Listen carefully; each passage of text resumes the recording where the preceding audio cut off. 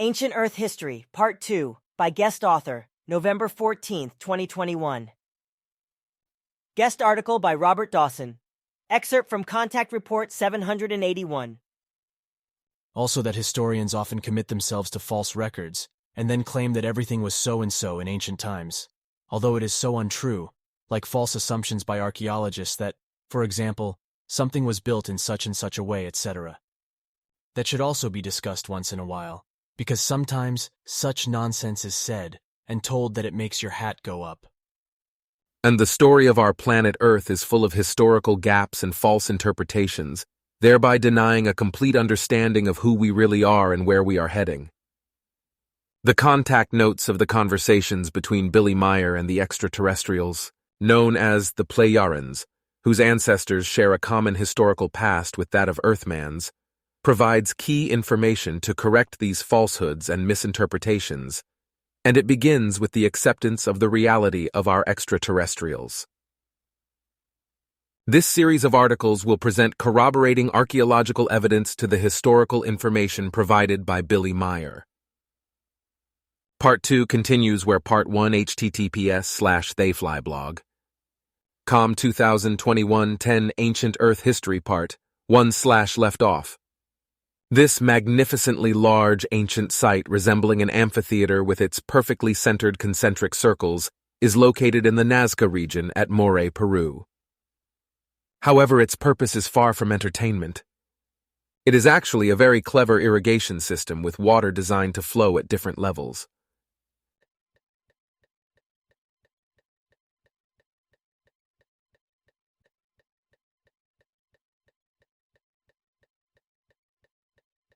Another picture of the garden terraces at Moray taken at ground level shows a channel of water flowing at the base of the stone retaining wall. The stones used around the walls absorbed heat from the sun during the day, so crops would not be burned. During the nighttime, the walls conversely radiated the heat and stabilized the temperature of the cold nighttime air. Because the weather in Peru can be rather unstable, this method allowed to grow crops even in times of drought. Although its construction is attributed to the Incas, the method of rammed earth and stone retaining walls bears an uncanny resemblance to the construction of the puquios, the underground hydraulic system, also in Peru, and discussed at the end of Part 1. Its original builders are unknown. However, it can be explained by the settlement of extraterrestrials in that region, as mentioned in the Contact Report 69.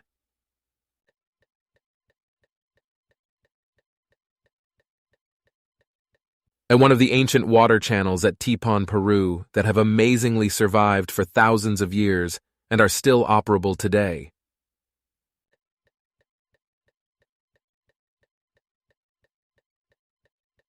The Egyptians also built channels for irrigation in similar fashion as shown in this artist's depiction.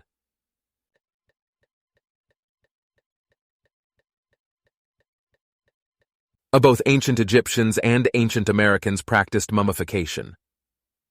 The mummified body of Egyptian Queen Tai enclosed in a glass display. DNA testing has shown her to be the grandmother of the Egyptian boy king Tutankhamun. The blackish darkening of her skin is associated with plant chemicals used as part of the mummification process.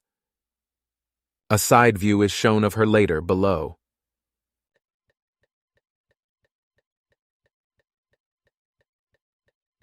A photograph of a mummy from Puruchuco Huacorones, a large ancient Inca cemetery on the outskirts of Lima, which was first excavated in 1999. This mummy, nicknamed La Señorita, was buried with her child, not shown. The photograph shows that she had white skin and wavy reddish-brown hair.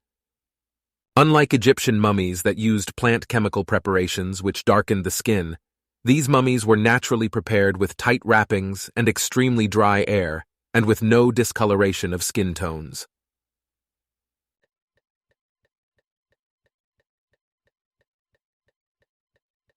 Another mummy of a woman with red or reddish-brown hair and white skin.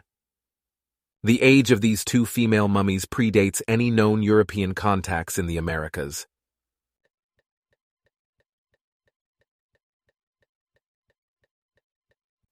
Photograph of two mummified heads found at Pachacamac, a city of the Yixma culture, which existed along the central coast of Peru to the south of Lima. Both of the heads have white skin. The head on the left has brown hair. The head on the right has blonde hair.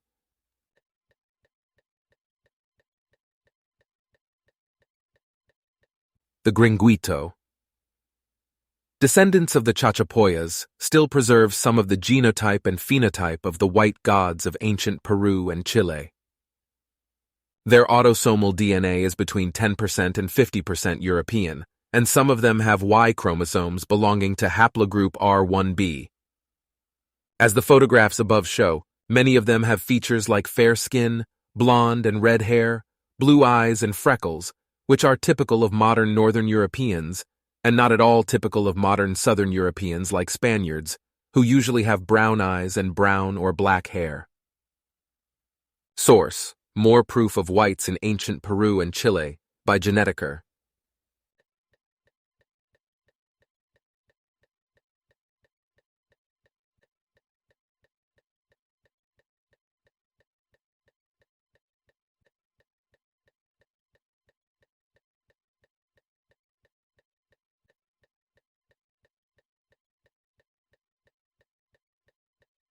And this genetic phenomenon cannot be explained with the traditionally accepted history of Earth, but is easily understood with the information provided in the contact reports of Billy Meyer.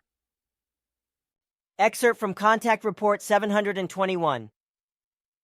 And when the last Plejarans immigration community came to Earth around 500 years ago, it happened in a completely secret way, because since 389,000 years earlier, other extraterrestrials had come to Earth and had settled far and wide on all continents, above all, the long-skulled ones. This is a three-dimensional CT image of the head skull of the mummified body of the Egyptian boy king, Tutankhamun, and shows him to be a long skull. This picture appears in the book, Scanning the Pharaohs, CT Imaging of the New Kingdom, Royal Mummies, by Zahi Hawass and Zahar Salim, Oxford University Press, 2016. The foreword to the book claims, "This is the first fully comprehensive treatment to appear in print," referring to the scientific forensic examination of Egyptian royal mummies.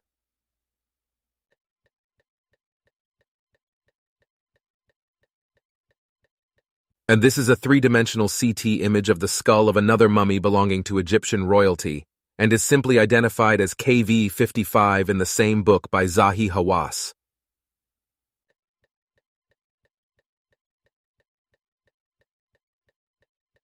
This is one of the mummified heads found at the Paracas, Peru site discussed in Part 1 of this series.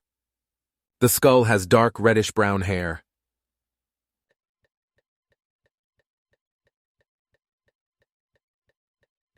And this is one of the Paracas skulls which preserved its hair but lost its facial skin. The color of the hair is a reddish-brown. The elongated skulls of Paracas in Peru caused a stir in 2014 when a geneticist that carried out preliminary DNA testing reported that they have mitochondrial DNA with mutations unknown in any human, primate, or animal known so far. Additional DNA testing completed in 2016 show them to be a match with European and Middle Eastern origins. And the bone powder from the most elongated skull tested came back as T2b, which originates in Mesopotamia, now called Syria, essentially the heart of the Fertile Crescent. These surprising results change the known history about how the Americas were populated.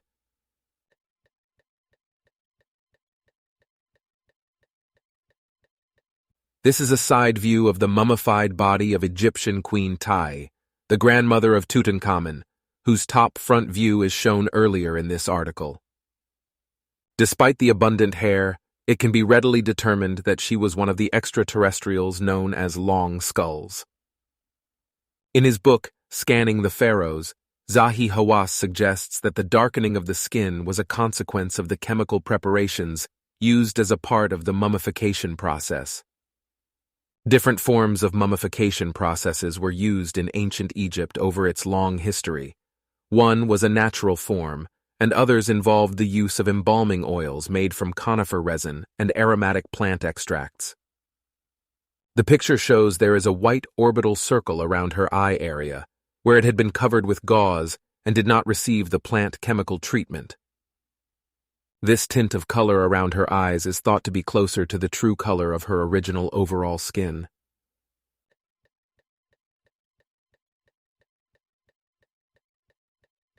A photograph of the mummified body of Tutankhamun taken after removal of the linen wrappings. After examination, Tutankhamun's mummy was later rewrapped and returned to its tomb where it now rests. The photograph shows that the boy king was a long skull.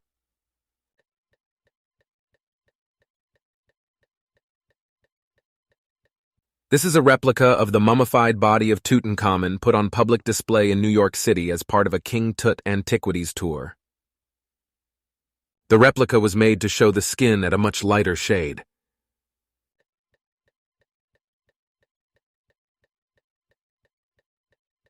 Then ancient Egypt had a society with a very diverse ethnic composition.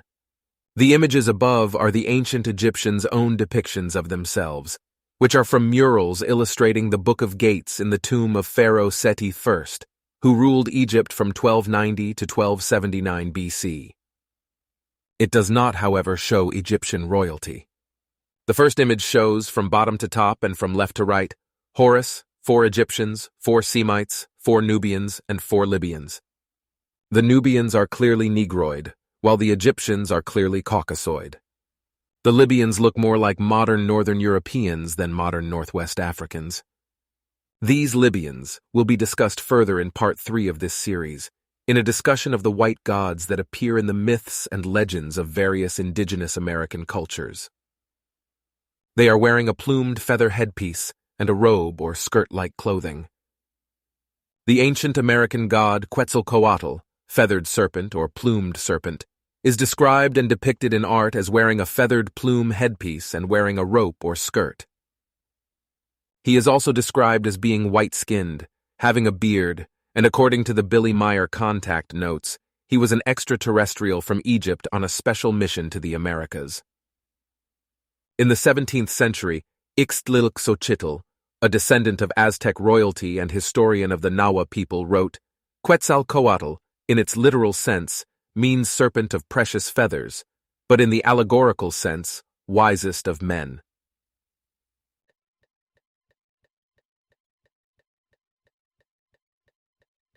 The second image shows, from left to right, 4 Libyans, a Nubian, a Semite, and an Egyptian.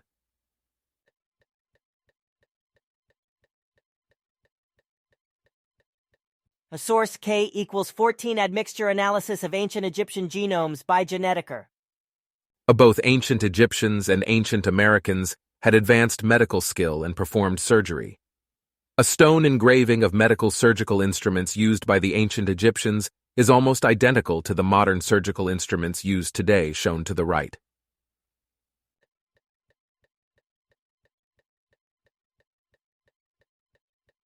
A photograph taken of an Inca skull which shows that it had received brain surgery.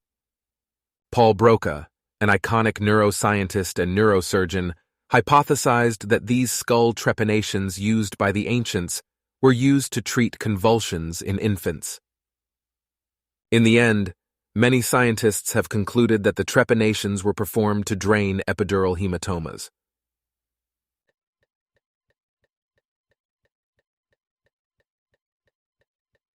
Prehistoric physicians in Egypt had an impressive knowledge of the human body and its inner workings, as well as the treatment of illness and disease. Egyptian medical papyri documented many diagnostics and medical achievements we still use today. The Egyptians' medicine reached a very high standard, and its reputation spread to neighboring countries. Especially complementary medicine like herbal medicine played a key role in society. Ancient Egyptian scrolls document natural herbs and holistic medicine that saved lives and cured disease.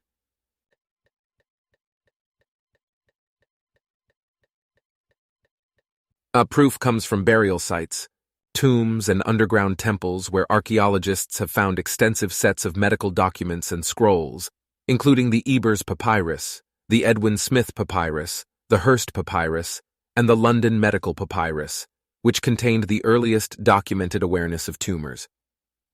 The papyrus actually contains a treatise on the heart, which recognizes the heart as the center of the blood supply, with vessels attached.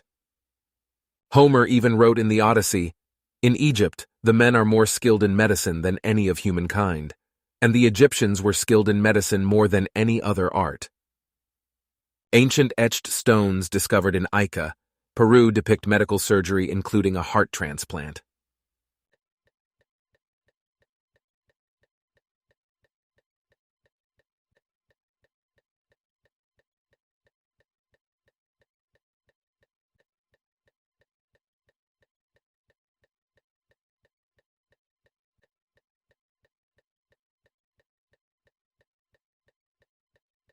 Both the ancient Egyptian and Peruvian civilizations are well known for their pioneering work in medicine and architecture. Their accomplishments in these areas have been well documented in the walls of uncovered tombs and discovered papyrus. Both civilizations independently pioneered the art of neurosurgery with different techniques and approaches. We recognize and appreciate the brilliance of these ancient cultures in mastering the medicinal and architectural sciences. Source: Is there a connection between medicine and architecture in ancient Egypt and Peru? By K. Rafael W. Clifton, Gabriela C. Quinones, Shashwat Tripathi, Aquinones Hinojosa, published 2019. Both ancient Egyptians and ancient Americans at different periods shared an architectural style. A comparison of styles: to the left, Huiracocha Temple, near Cusco, Peru, and to the right, Temple of Horus, Edfu, Egypt, circa 57 BC.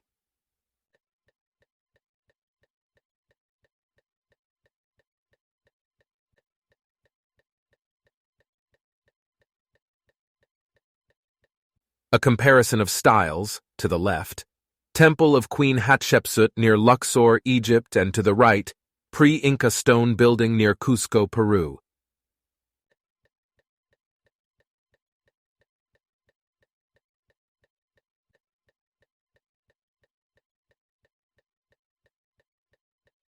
Both ancient Egyptians and ancient Americans used advanced technology in stonework.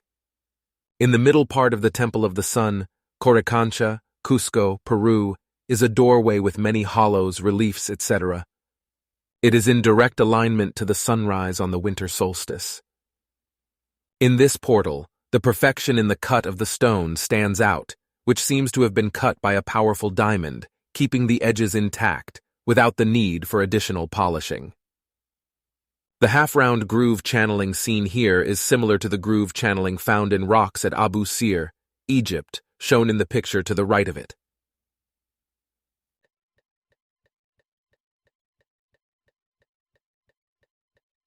The precision cutting found in stones at Abu Sir, Egypt, one of the oldest known ancient Egyptian archaeological sites. Groove channeling is observed that is remarkably similar to that found at ancient sites in Peru. In this example, we see several half-round channels within a much larger half-round channel.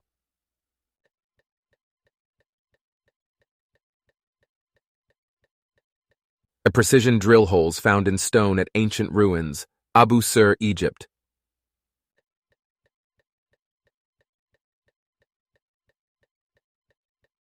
Precision drill holes are found in stones at various ancient sites in Peru.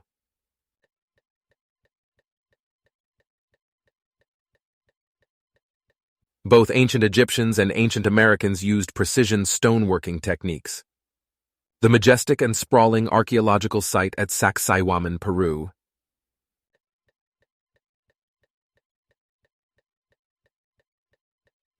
And in a detailed area of one of the stone walls, we see the stones fitted, to come together at 3 angles, not once but multiple times, an almost unbelievable feat, and probably cannot be reproduced today.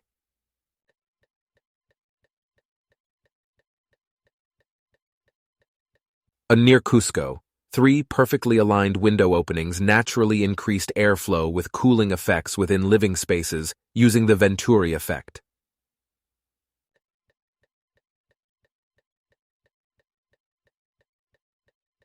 An example of the incredible stonework at Sacsayhuaman, Peru. The large stone in the center has a unique 7-angle configuration with all adjacent stones around it fitting perfectly.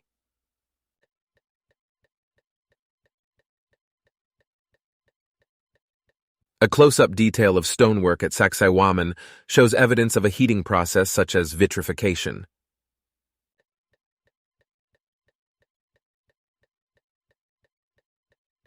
Examples of precision stone cutting. To the left, from Abu Sir, Egypt, and the remaining from 3 separate ancient sites in Peru.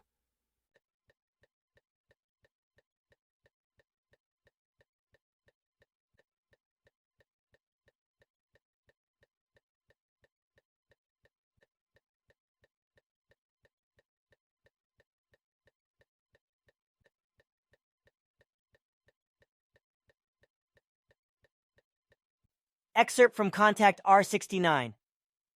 The similar events took place in the areas you call Pisco in Peru, Nazca in Peru, and Sacsayhuaman, Cusco, Peru, because the same giants had settled there. In July 2012, the Ministry of Culture of Peru invited a group of Russian geophysicists to perform a research on the archaeological complex Sacsayhuaman. In the course of this investigation, interesting historical and archaeological data was collected and analyzed. The official research is, however, available only from the laboratory of the Institute of Tectonics and Geophysics of FIB-RAS in Khabarovsk, where the most exhaustive set of specimens were delivered. Their conclusions. The Sacsayhuaman construction material is evidently represented by the organogenic and fine-grained limestone with no organic residues and with a low amount of their fragments. The experts at ITAG, Institute of Tectonics and Geophysics, suggest that the fine-grained limestone may be an artificial material produced with unknown technologies. This statement is presented in the official summary. This should be repeated: fine crystalline limestone with no tracks of organic residues. It is composed of evenly distributed calcite microcrystals of the size of 10 microns. The presence of calcite was confirmed by the X-ray phase analysis. The presence of calcite microcrystals is profoundly significant, as they are associated with piezoelectricity in crystals and even in the human body, specifically the pineal gland. The complex texture structure of the microcrystals in the pineal gland may lead to possible piezoelectricity, as is the case with autoconia. It is believed that the presence of 2 different crystalline compounds in the pineal gland is biologically significant, suggesting 2 entirely different mechanisms of formation and biological functions. Studies directed toward the elucidation of the formation and functions and possible interaction with external electromagnetic fields are currently in progress. Source: calcite microcrystals in the pineal gland of the human brain.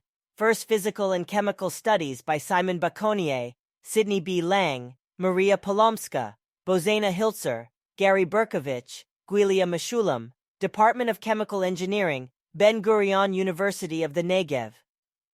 As studies of the calcite microcrystals found in the pineal gland with external electromagnetic fields are currently in progress. Billy Meyer explains in FIGU Special Bulletin #38 that the pineal gland is the sense organ pertaining to the perception. The human's 7th sense, and through meditative practice, to allow enough energy to flow through the pineal gland's area of the brain and through the pineal gland itself, because it then becomes possible that the fine material electromagnetic fields which surround the human will be consciously perceived. Both ancient Egyptians and ancient Americans had awareness of the third eye. Egyptian mummy coffin.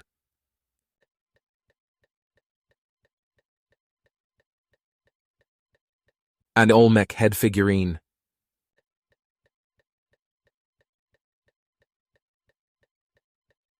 The Egyptian tablet engraving.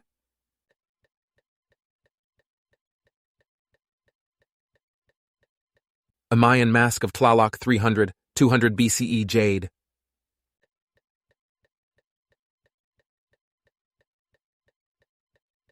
Aztec skull inlaid with turquoise mosaics, with golden eyes and jade ornaments on the forehead.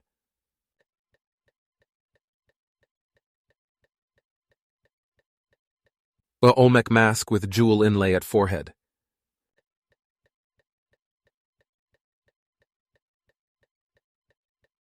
Article by Robert Dawson.